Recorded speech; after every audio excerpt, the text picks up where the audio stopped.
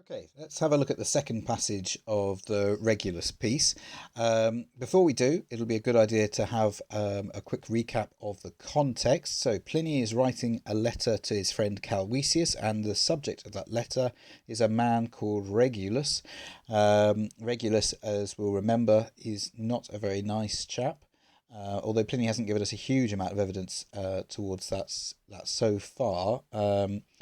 He has called him Inimikissimus, very hostile, yeah, and he has called him Invisissimus, most hated, and those two things are in the context of Verania. Verania hates Regulus, and Regulus was Inimikissimus towards Verania's husband. So we've got Regulus, a not very nice man, and he's gone to visit Verania when she's ill, and the purpose of this is to try and get some money out of Verania when she dies. Regulus is a legacy hunter, and he hopes that Verania will leave him some cash in her will, because his precise purpose of visiting is that she's at death's door and he wants to get in there at the last moment. Pliny's outraged by this. Not only is it an immoral act in itself, but he's done a couple of other things as well. Not only has he gone to visit, but the last section we looked at, Pliny finished by telling us at ille etiam proximus toro sedit, but he even sat next to her on the bed. And he said, "Quo die qua hora nata esset interrogavit," and he asked her on what day and at what time she had been born.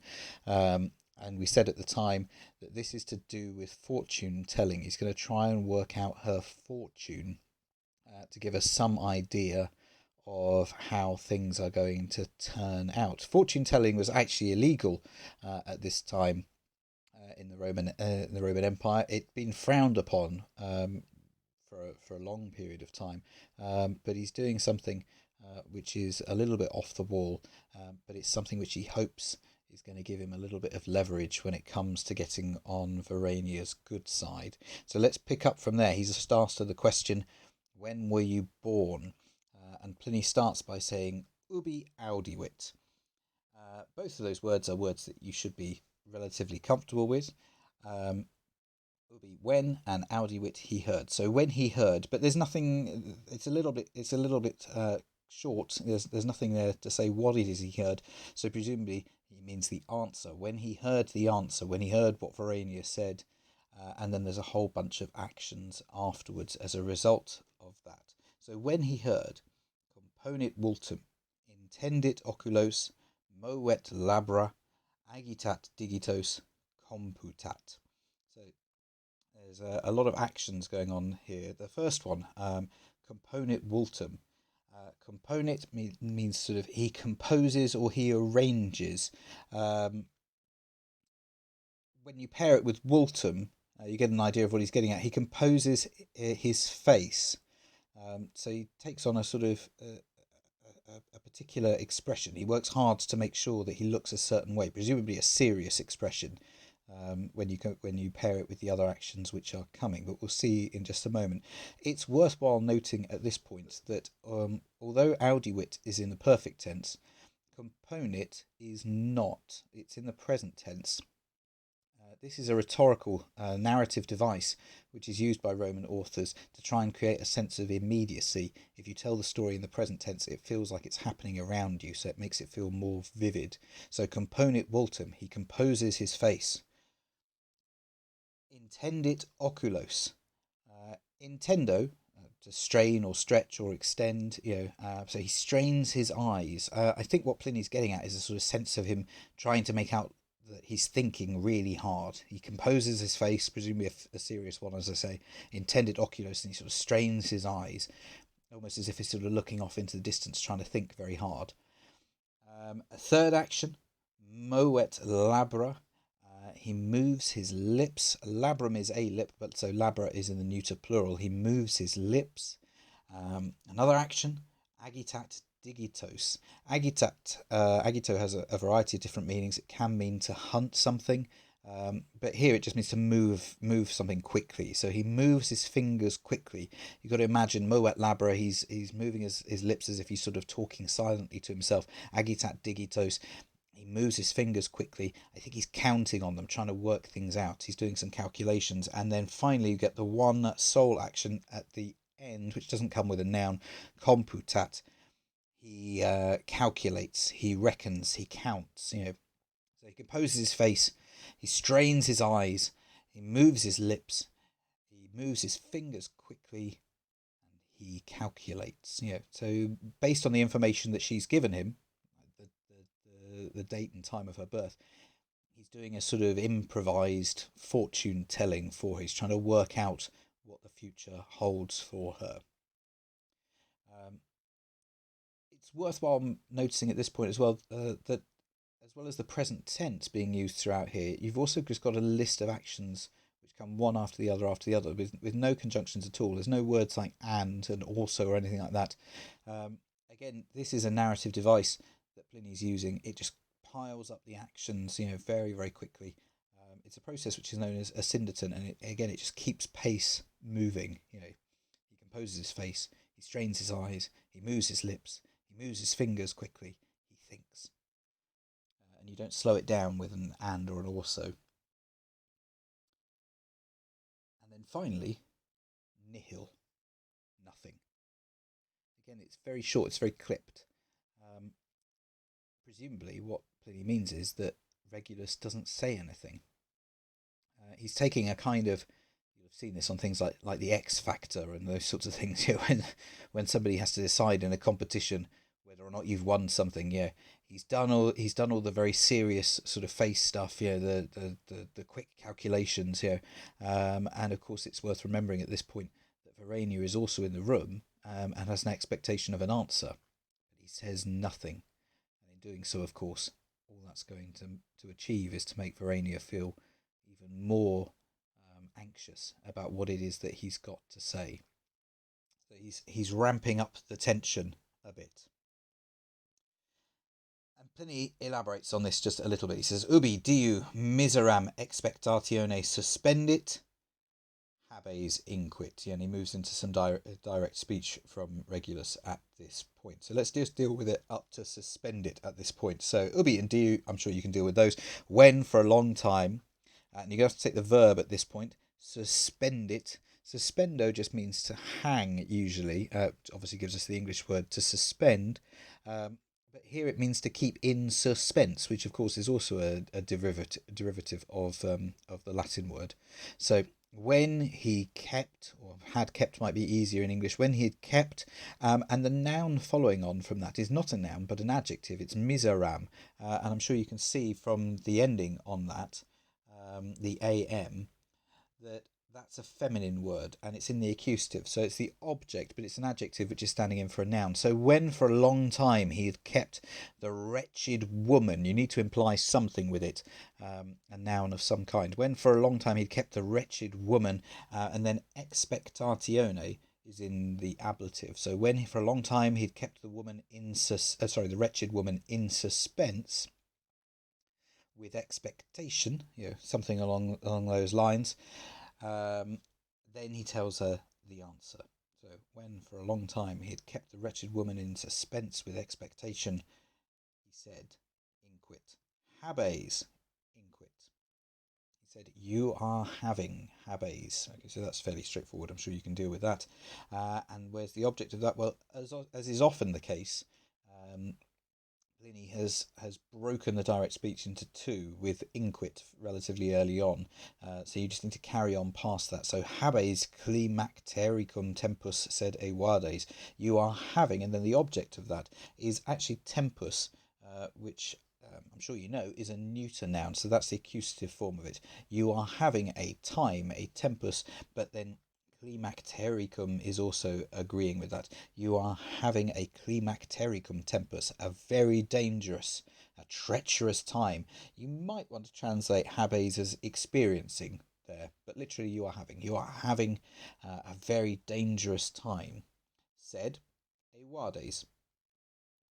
Said, again, I'm sure you can deal with, but Ewades, and Ewades is a sneaky future. So it's a future tense, even though it might look like it's present. But you will avoid it. You will come out the other side of it. Is the sense of it. So you're having a very dangerous time, but you will avoid it. So he's given her a little bit of hope here. Undoubtedly false hope. Remember, he's a charlatan. So whatever it is that he's saying to her is designed to meet his own ends rather than to help her. He's trying to give her a bit of hope so that she will then say, "Oh, thank you, Regulus. That's really nice of you. Why don't I leave you a little gift for the future?" And she'll put him in her will. He's not finished talking yet, though. So Pliny says that he goes on to say, "Quod ut tibi magis liqueat, haruspicem consulam, quem frequenter expertus sum." Quod is a connecting relative, so it literally means which thing. Okay, so we'll take it as that to start with, and then we'll think how else we could do it. So, which thing? Ut, I'm sure you've met lots of times. In order that, so that, which thing? In order that, tibi, to you, magis liqueat. Magis means more, so more liqueat. Liqueat means to be clear, or can be used in a figurative sense of to be certain, and obviously gives us the English word liquid. So which thing? So that to you, more clear it might be. Okay, so liqueat is a form that you won't have seen before. It's a present subjunctive coming after the ut. You'll be aware that ut needs a subjunctive in order to create that sort of so that in order to purpose clause type construction. So which thing? So that it might be more clear to you. Haruspicem consulam. I shall consult a haruspex. So haruspicem is accusative, and then consulam again is a sneaky future. I will consult. So I will consult a haruspex. Haruspex is a term that you might not have come across before, although fortune telling was illegal in the Roman world.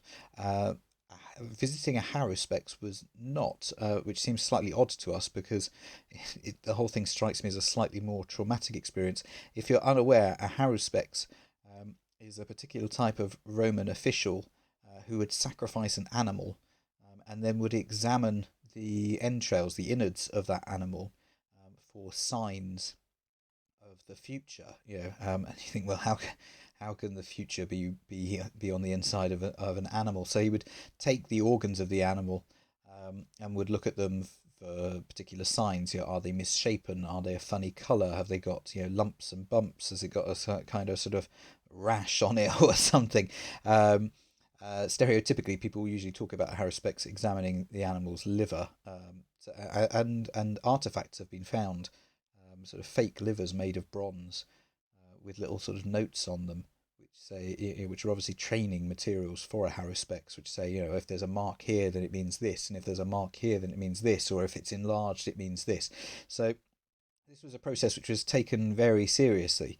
So he's thought about her future, himself using kind of fortune telling method, and then he says, so that it can become a bit more clear for you, I'm going to go and consult a haruspex, and he describes this haruspex with the relative clause quem frequenter expertus sum.